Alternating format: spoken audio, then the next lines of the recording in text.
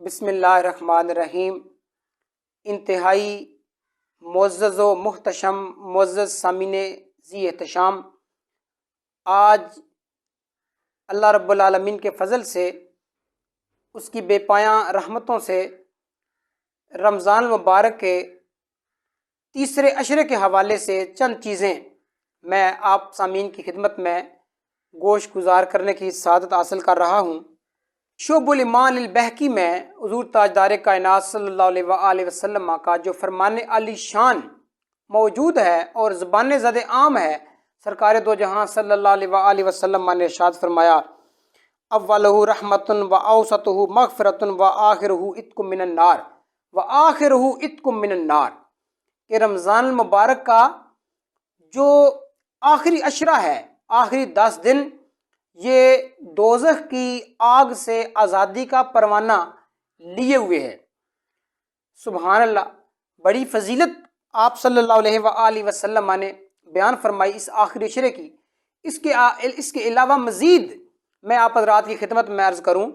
کہ اللہ رب العالمین کے پیارے محبوب صلی اللہ علیہ وآلہ وسلم نے رمضان المبارک کے اس تیسرے عشرے میں لیلۃ القدر کو پانے کی دعائیں بھی کیں، اور آپ صلی اللہ علیہ وآلہ وسلم نے امت کو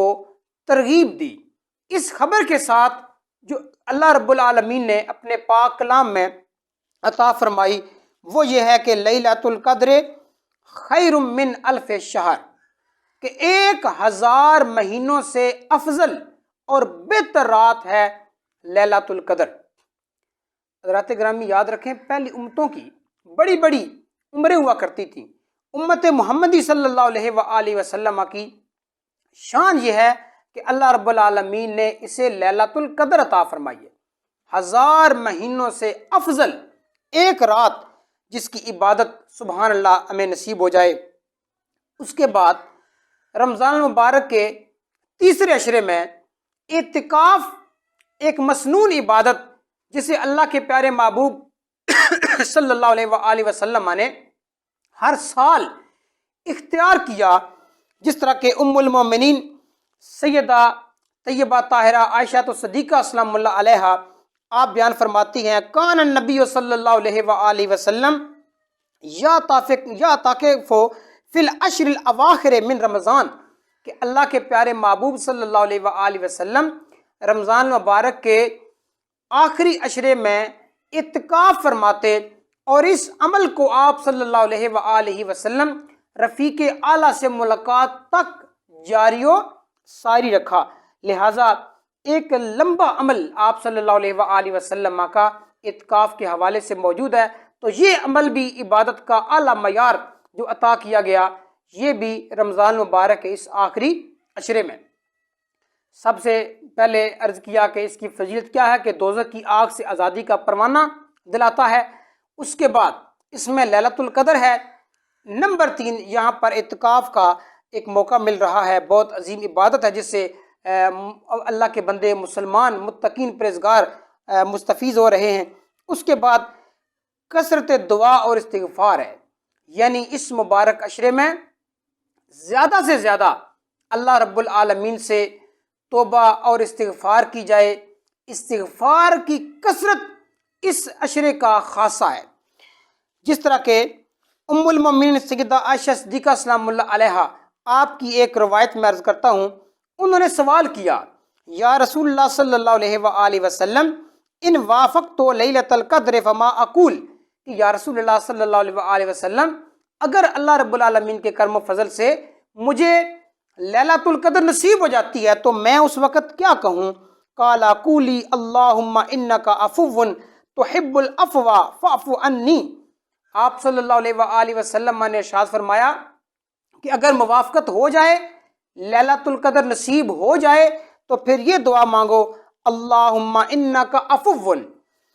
کریم تحب العفو فاعف عنی، کہ ہے اللہ تو معاف کرنے والا ہے، معافی کو پسند کرتا ہے، فاعف عنی، میرے گناہوں کو معاف فرما دے۔ یاد رکھیں، گناہ سے معافی مل جانا یہ کوئی چھوٹی بات نہیں ہے، یہ بہت بڑی بات ہے۔ یہاں پر کسی دنیاوی چیز کا سوال نہیں کیا جا رہا،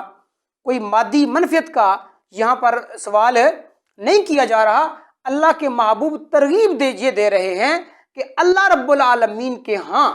سب سے پسندیدہ اور مقبول چیز یہ ہے کہ کوئی بھی انسان وہ اللہ رب العالمین سے استغفار کرے، مغفرت مانگے، اللہ رب العالمین کے عفو ہونے کا، اس کے کریم ہونے کا ذکر کرے اور اللہ رب العالمین سے معافی مانگے، اللہ رب العالمین سے اس کا کرم اور اس کا فضل مانگے۔ تو لہٰذا اس چیز کو بھی خاص نسبت حاصل ہے رمضان المبارک کے اس تیسرے عشرے کے ساتھ۔ اس کے ساتھ ساتھ میں آپ صلی اللہ علیہ وآلہ وسلم کا ایک ذاتی عمل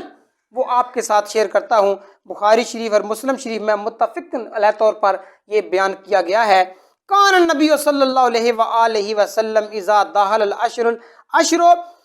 شد مئزرہ واحیا لیلہ وایقظ اہلہ، کہ آپ صلی اللہ علیہ وآلہ وسلم کی شان یہ ہوتی کہ جب یہ آخری عشرہ جاری ہو جاتا، شد مئزرہ، اپنا تہمت مبارک حضور کس کے باندھ لیتے، واحیا لیلہ، اس کی راتوں کو پیارے آقا صلی اللہ علیہ وآلہ وسلم زندہ کرتے۔ راتوں کو زندہ کرنے سے مراد یہ ہے کہ راتوں میں عبادت کرتے، راتوں کا قیام کرتے، سبحان اللہ۔ وَأَيْقَظَ أَهْلَهُ، اور آپ صلی اللہ علیہ وآلہ وسلم اپنے اہل و عیال کو بھی اس مبارک عشرے میں جگاتے۔ راتوں کا قیام اور اپنے اہل و عیال کو جگا کے رکھنا، انہیں بھی عبادت میں شامل کرنا، اللہ رب العالمین کی اس بارگاہ میں، عظیم اور کریم بارگاہ میں انہیں بھی حاضر کرانا، یہ ساری صورتحال ہے جی جسے اپنے آپ صلی اللہ علیہ وآلہ وسلم نے پسند فرمایا۔ اس کے علاوہ چند مسنون دعائیں وہ میں آپ کی خدمت میں پیش کرتا ہوں۔ یاد رکھیں دعا کا تعلق مومن کے ساتھ روز ازل سے رہا ہے، کہ مومن کی شان یہ ہے کہ وہ اللہ رب العالمین سے دعائیں کرتا ہے، اور رب العالمین بھی پسند فرماتا ہے کہ میرے بندے مجھ سے سوال کریں، مجھ سے درخواست کریں، التجا کریں۔ تو دعا کیا ہے سماعت فرمائیں۔ مسنون دعا جب بھی آئے تو اس کا مطلب یہ ہوتا ہے کہ حضور نبی پاک صلی اللہ علیہ وآلہ وسلم نے یہ دعائیں مانگی ہیں، حضور کی سنت مبارکہ وہ یہ دعا ہے، سماعت فرمائیں۔ اللہم اغفر لی ذنوبی و اسرافی فی امری، کہ ہے اللہ میرے معاملے میں میرے جتنے بھی گناہ ہیں انہیں معاف فرما دے، جو اسراف ہوا اسے معاف فرما دے، وثبت قدمی، میرے قدم کو ثابت رکھنا، وانصرنی علی القوم الکافرین، اور ہے اللہ مجھے کافر قوم پر جو ہے وہ کافر قوم پر مجھے غالب فرمانا، جی فتح عطا فرمانا۔ یہ وہ ساری دعائیں ہیں جنہیں اللہ کے پیارے محبوب صلی اللہ علیہ وآلہ وسلم اللہ رب العالمین سے مانگتے ہیں۔ اسی طرح ایک اور سنن ابن ماجہ کی روایت سماعت فرمائیں، آپ صلی اللہ علیہ وآلہ وسلم کی بڑی خوبصورت دعا ہے، اللہم انی اسألک الجنۃ واعوذ بک من النار، کہ ہے پاک پروردگار میں تجھ سے جنت کا سوال کرتا ہوں اور تیری جہنم سے پناہ مانگتا ہوں۔ سبحان اللہ، بڑی جامع اور واضح انداز میں یہ دعا مانگی جا رہی ہے، اللہم انی اسألک الجنۃ، کہ ہے اللہ میں تجھ سے تیری جنت کا سوال کرتا ہوں، واعوذ بک من النار، اور میں تیری جہنم سے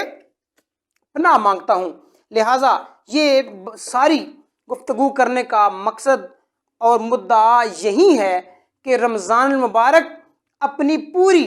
آب و تاب کے ساتھ، اپنی نوازشات کے ساتھ، اپنی مہربانیوں کے ساتھ جاری و ساری ہے۔ اب امت مسلمہ کو چاہیے کہ وہ اللہ رب العالمین کے اس بحر بے کراں سے اپنی حیثیت سے بڑھ کر مانگے۔ حضرات گرامی یاد رکھیں، کچھ کام ایسے ہوتے ہیں جو انسان اپنے حیثیت سے بڑھ کے کرتا ہے۔ مثلا بیٹے کی شادی ہو گئی تو قرض لے کر اپنی حیثیت سے بڑھ کے خرچہ کر دیا۔ اسی طرح باقی کتنے معاملات ہیں کہ بندہ اپنی حیثیت سے بڑھ کر کوئی کام کر دیتا ہے۔ تو عرض کرنے کا مقصد یہ ہے کہ رمضان شریف ہے، یہاں تو اللہ رب العالمین کی رحمتیں بے پایاں چھما چھم ہر وقت برستی ہیں، تو لہٰذا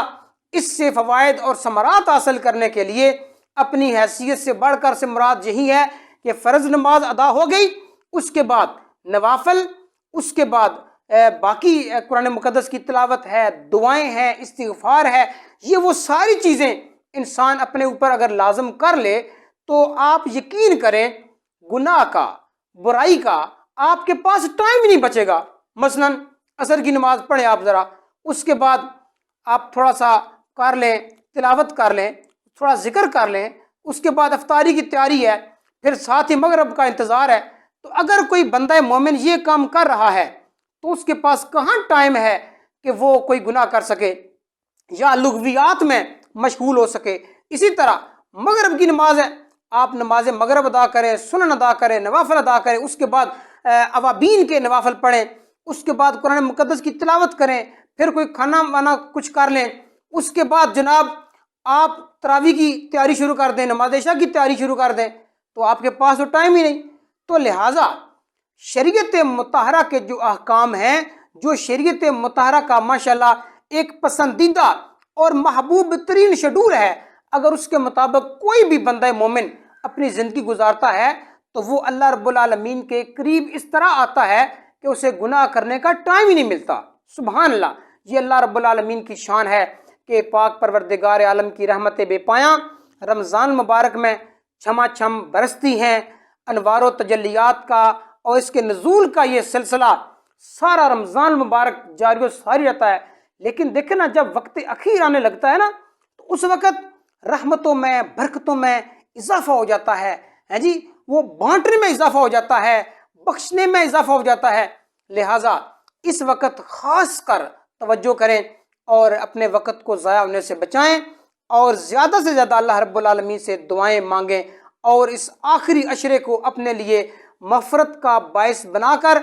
دوزخ کی آگ سے آزادی کا پروانہ آپ حاصل کر لیں۔ اللہ رب العالمین ہمیں زیادہ سے زیادہ اس ماہ مبارک کے اس آخری عشرے کے فوائد اور ثمرات حاصل کرنے کی توفیق عطا فرمائے۔ وما علینا الا البلاغ۔